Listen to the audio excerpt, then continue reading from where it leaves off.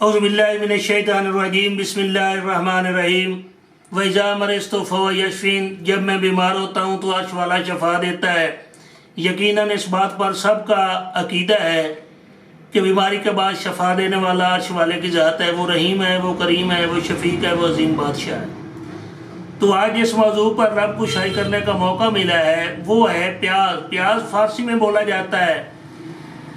پیاز میں انتہائی زبردست اچھے اجزاء پائے جاتے ہیں جو کہ زخموں کو ذیل کرتا ہے، جراثیم کو ہلاک کرنے میں اس کی میں صلاحیت پیدا ہوتی ہے۔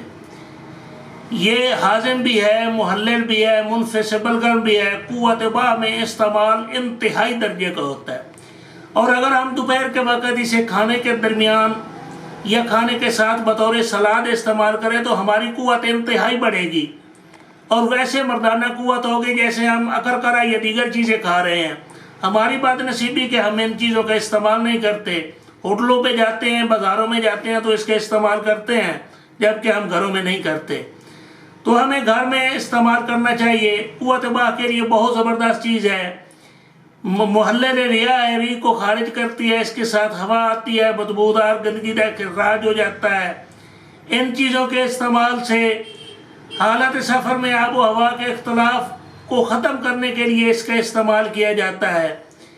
اس کو آگ میں گرم کر کے پھوڑوں پھنسوں میں اوپر پٹی کی جاتی ہے جس کی وجہ سے ورم تحلیل ہو جاتے ہیں اور پھوڑے پھٹ جاتے ہیں۔ تو میری آپ احباب سے گزارش ہے کہ ہم ان چیزوں کا استعمال کریں جو ہمارے گھروں میں استعمال ہوتی ہیں۔ تو آپ سے گزارش ہے کہ 12 دفعہ دوپہر کے کھانوں میں پیاز کا استعمال کریں اور اپنی قوت مفت میں بڑھائیں۔